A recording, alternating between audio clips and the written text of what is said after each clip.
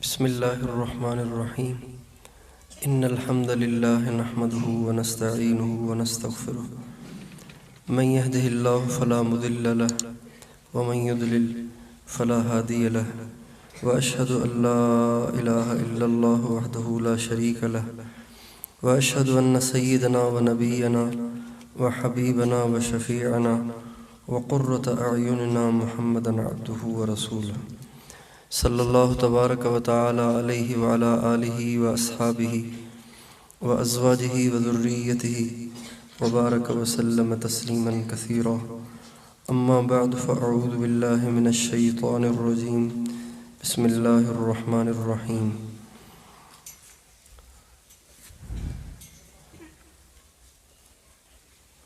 انا خلقنا الانسان من نطفة امشاج نبتلیہ فجعلناه سميعا بصيرا إنا هديناه السبيل إما شاكرا وإما كفورا سبحان ربك رب العزة عما يصفون وسلام على المرسلين والحمد لله رب العالمين اللهم صل على سيدنا محمد وعلى آل سيدنا محمد وبارك وسلم.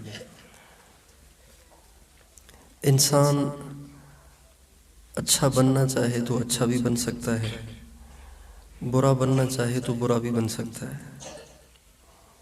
انسان کے اندر اللہ نے بڑی صلاحیتیں رکھی ہیں. کسی مخلوق میں ایسی صلاحیتیں نہیں ہیں جیسی صلاحیتیں اللہ تعالیٰ نے انسان میں رکھی ہیں. اور سب سے زیادہ انسان ماحول اور صحبت کا اثر لیتا ہے. انسان کو ماحول اگر اچھا مل جائے تو عموماً وہ اچھا ہو جاتا ہے. کوئی ایسا شقی ہوتا ہے، ایسا بدبخت ہوتا ہے کہ اس کو اچھی صحبت بھی ملے پھر بھی وہ ویسے کا ویسا رہتا ہے. لیکن عام طور سے اچھی صحبت میں انسان اچھا ہو جاتا ہے اور بری صحبت سے انسان برا ہو جاتا ہے. انسان کے اندر اللہ تعالیٰ نے ایسی صلاحیتیں رکھی ہیں، اگر وہ اچھا بننے کی کوشش کرے تو فرشتوں سے بھی اوپر چلا جاتا ہے، اور اگر وہ اپنی ذات پہ توجہ نہ دے، اپنی تربیت اپنی اصلاح کی فکر نہ کرے تو جانوروں سے بھی بدتر ہو جاتا ہے. تو مجھے اور آپ کو اللہ نے ایک زندگی دی ہے. اس زندگی میں ہم اچھے بھی بن سکتے ہیں، برے بھی بن سکتے ہیں. اور آپ جتنے نوجوان بچے بیٹھے ہوئے ہیں، اللہ تعالیٰ نے آپ پہ خاص فضل کیا ہے کہ اللہ نے آپ کو دنیا سے کاٹ کر اس مبارک اور مقدس جگہ، اس پاکیزہ ماحول میں لا کے بٹھایا ہے. تو گویا آپ کے لیے اچھا بننے کا اللہ پاک نے ایک انتظام کر دیا ہے. کتنے نوجوان آپ ہی کی عمروں کے ایسے ہیں جو مزدوریاں کر رہے ہیں، کھیتی باڑی کر رہے ہیں، اور کتنے نوجوان آپ جیسے ایسے ہیں کہ جو یونیورسٹیوں میں پڑھ رہے ہیں، آوارہ گردیاں کر رہے ہیں، فلمیں دیکھ رہے ہیں، ڈرامے دیکھ رہے ہیں، ناچ رہے ہیں، گا رہے ہیں، بدکاریاں برائیاں پتہ نہیں کن کن گندے کاموں میں وہ لگے ہوئے ہیں. اللہ تعالیٰ نے آپ سب کو ان ساری غلاظتوں سے کاٹ کے اس مبارک اور مقدس جگہ بٹھایا ہے. تو گویا اللہ نے آپ کے لیے اچھا بننے کا ایک انتظام کر دیا ہے. اب اچھا بننا نہ بننا یہ آپ کا اختیار ہے. اچھا بننا نہ بننا آپ کا اختیار ہے. آپ کوشش کریں گے تو اچھے بھی بن جائیں گے، کوشش نہیں کریں گے تو برے رہیں گے. انسان اپنی ذات سے ایسے ہے جیسے ایک سفید کاغذ ہوتا ہے. سفید کاغذ ہوتا ہے، سفید کاغذ پر آپ اچھی لکھائی لکھیں گے تو بھی ٹھیک ہے، سفید کاغذ پہ آپ ویسے ہی الٹی سیدھی لکیریں بنائیں گے تب بھی ٹھیک ہے. لیکن سفید کاغذ پہ اچھی لکھائی کو لکھا جائے تو زیادہ اچھا ہے، اس سے سفید کاغذ قیمتی ہو جائے گا. تو آپ انسان اپنی ذات میں سفید کاغذ ہے. اللہ تعالیٰ نے آپ کو اچھا بننے کا ماحول دیا ہے. کوشش کریں اپنے اندر صفات پیدا کریں، اپنے اندر اچھائیاں پیدا کریں. تو زندگی اللہ نے ایک عطا فرمائی ہے اس ایک زندگی میں ہم اچھے بھی بن سکتے ہیں، برے بھی بن سکتے ہیں۔ اللہ تعالیٰ نے آپ سب کو ایک خوبصورت ماحول دیا ہے، ایک اچھا ماحول دیا ہے اور ایک اچھا معاشرہ دیا ہے۔ ہمیں تو یہاں آ کے بڑی خوشی ہوئی کہ اتنے مدارس ہیں اور اتنے علماء ہیں، اتنے طلباء ہیں اور کوئی عورت بے پردہ نہیں ہے۔ اللہ اکبر! ہمیں بڑی حیرت ہوئی یہ کارگزاریاں سن کے کہ شاید پاکستان میں اس سے اچھا ماحول کہیں اور نہیں ہے۔ کے پی کے سرحد بھی جانا ہوتا ہے اور پنجاب میں بھی جانا ہوتا ہے، سندھ تو ہمارا اپنا علاقہ ہے، لیکن ایسا ماحول ہم نے پورے پاکستان میں کہیں نہیں دیکھا جو ماحول یہاں دیکھا ہے۔ یہ ماحول اللہ نے آپ کو دیا ہے اور مدرسہ دیا ہے اور اتنا مقدس ماحول دیا ہے، تو اچھا بننے کے کتنے اسباب ہیں۔ ہمارے ہاں اگر کوئی نوجوان اچھا بننا چاہے تو اس کے لیے بڑا مشکل ہے اچھا بننا۔ کوئی نوجوان اگر داڑھی رکھ لے تو اتنا اس کو تنگ کیا جاتا ہے، اتنا اس کو پریشان کیا جاتا ہے کہ وہ آخر داڑھی منڈا دیتا ہے۔ اگر کوئی پگڑی پہنے اتنا اس کا مذاق اڑایا جاتا ہے، اتنا اس کا مذاق اڑایا جاتا ہے کہ مجبور ہو کر وہ پگڑی تو پگڑی ٹوپی بھی اتار دیتا ہے۔ اللہ نے آپ کو کتنا اچھا ماحول دیا ہے۔ اس اچھے ماحول میں اگر آپ اچھا بننے کی کوشش کریں، آپ کتنے اچھے بن سکتے ہیں، آپ اللہ پاک کے کتنے قریب ہو سکتے ہیں، اللہ پاک کے کتنے مقرب بن سکتے ہیں۔ لیکن صرف توجہ کی بات ہے، محنت کی بات ہے، کوشش کی بات ہے۔ تو سب سے پہلی بات تو یہ کہ آپ سب اپنے اندر حضور نبی کریم صلی اللہ علیہ وسلم کو جو اللہ تعالیٰ نے صفات عطا فرمائی تھیں، ان صفات میں سے ہر صفت کو اپنے اندر پیدا کرنے کی کوشش کریں۔ ہر صفت کو۔ ہمارے نبی کے اندر بہت ساری صفات تھیں، ان میں سے ایک صفت یہ تھی کہ ہمارے نبی کے اندر بردباری تھی۔ آپ حلیم الطبع تھے۔ آپ اپنی ذات کی وجہ سے کسی پہ غصے نہیں ہوتے تھے، کسی پہ ناراض نہیں ہوتے تھے، کسی سے اپنی ذات کی وجہ سے لڑتے نہیں تھے۔ ساری زندگی آپ نے کبھی کسی سے لڑائی نہیں کی، ساری زندگی کبھی آپ نے کسی کو گالی نہیں دی۔ لم یکن فاحشا ولا متفحشا، ساری زندگی آپ نے کبھی کسی کو گالی نہیں دی، کبھی کسی سے بدتمیزی نہیں کی، کبھی کسی سے اونچی آواز میں بات نہیں کی، کبھی کسی کو برا بھلا نہیں کہا۔ یہ ہمارے نبی کی صفت ہے۔ اس صفت کو اپنے اندر پیدا کرنے کی کوشش کریں۔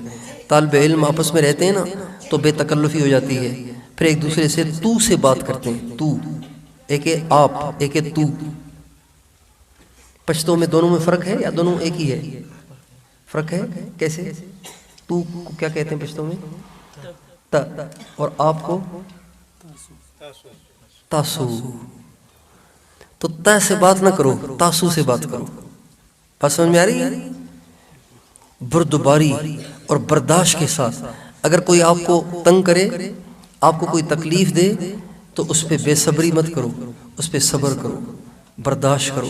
حضور نبی کریم صلی اللہ علیہ وسلم کے ساتھ لوگوں نے کیا کچھ کیا، لیکن ہمارے نبی نے ساری زندگی کبھی کسی سے انتقام نہیں لیا، کبھی کسی سے لڑے نہیں، کبھی کسی سے جھگڑے نہیں، سب کو برداشت کرتے رہے اور سب کو دعائیں دیتے رہے۔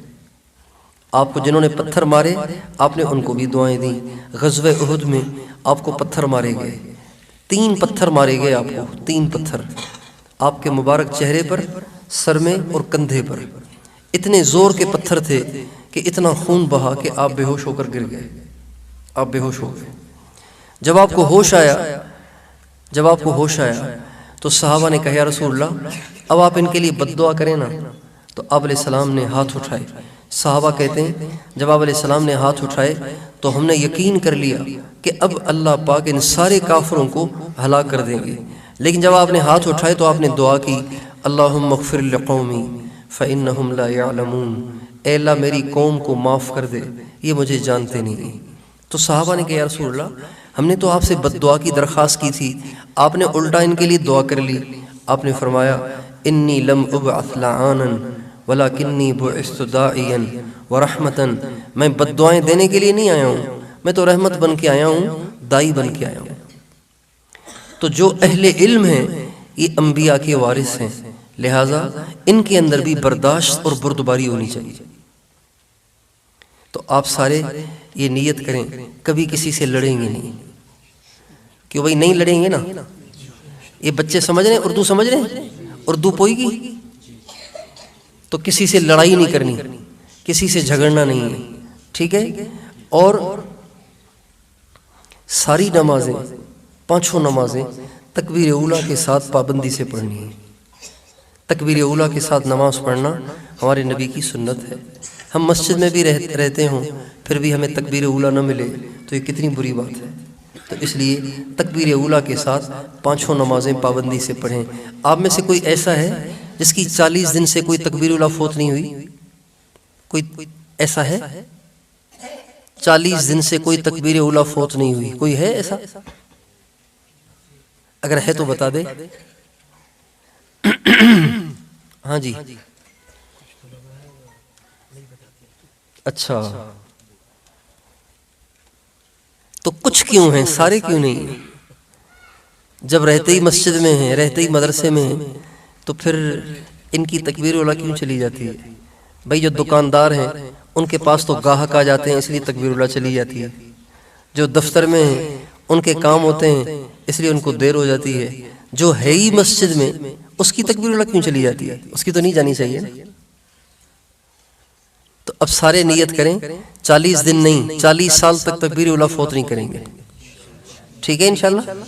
حضرت سعید بن مسیب رحمۃ اللہ علیہ 40 برس تک کوئی نماز بغیر تکبیر اولیٰ کے نہیں پڑھی، 40 برس تک کوئی تکبیر اولیٰ فوت نہیں ہوئی۔ تو آپ بھی سارے نیت کریں انشاءاللہ تکبیر اولیٰ کے ساتھ نماز پڑھیں گے نا انشاءاللہ۔ اچھا، دوسری درخواست یہ ہے کہ تہجد بھی پڑھا کرو۔ تہجد پڑھنا صالحین کا شعار ہے، علیکم بقیام اللیل فإنہ دأب الصالحین من قبلکم۔ قیام اللیل کو لازم پکڑو، تہجد کو لازم پکڑو۔ ہمارے نبی روزانہ تہجد پڑھتے تھے، آپ تہجد چھوڑتے نہیں تھے، روزانہ تہجد پڑھتے تھے۔ بھائی مدرسے میں پڑھنے والے، مسجد میں رہنے والے، یہ بھی اگر تہجد نہ پڑھیں تو بتائیے تہجد کون پڑھے گا؟ پھر دکاندار پڑھیں گے، سرکاری ملازم پڑھیں گے، مزدور پڑھیں گے، جو سارا دن قرآن پڑھتے ہوں، حدیث پڑھتے ہوں، فقہ پڑھتے ہوں، علوم شرعیہ پڑھتے ہوں، جب وہ بھی تہجد نہیں پڑھیں گے تو بتائیے کون تہجد پڑھے گا؟ تو آپ سارے تہجد کی بھی پابندی کریں، تہجد میں اٹھ کے اللہ پاک سے رو رو کر اپنی قبولیت کی اللہ سے دعا کیا کرو۔ جو آدمی تہجد میں اٹھ کے پابندی سے اللہ پاک سے اپنی قبولیت کی دعا کرے گا، اللہ تعالیٰ اس سے بہت دین کا کام لیں گے۔ تو آپ میں سے کون کون تہجد کی پابندی کرے گا؟ تہجد پڑھیں گے نا؟ خود اٹھیں گے یا کسی کو کہہ کے سوئیں گے کہ بھئی مجھے اٹھا دینا؟ جو خود اٹھیں بہت اچھا، اور جن کی آنکھ خود نہ کھلتی ہو وہ کسی کو کہہ کے سوئیں گے بھئی مجھے اٹھا دینا، ٹھیک ہے انشاءاللہ؟ تہجد پڑھیں گے نا انشاءاللہ؟ کتنی رکعت پڑھیں گے تہجد کی؟ 8 رکعت۔ 8 کی ہمت نہیں ہے تو 6 پڑھ لو، 6 کی بھی ہمت نہیں ہے تو 4 تو ضرور پڑھو، لیکن ضرور پڑھو۔ سورہ یاسین کس کس کو یاد ہے؟ سورہ یاسین ماشاءاللہ کوشش کرو تہجد میں سورہ یاسین پڑھا کرو، تہجد کی نماز میں سورہ یاسین پڑھا کرو۔ ہمارے ایک بزرگ فرماتے تھے کہ جو آدمی تہجد میں سورہ یاسین پڑھے گا تو گویا اس نے 3 دل جمع کر لیے، 3 دل جمع کر لیے۔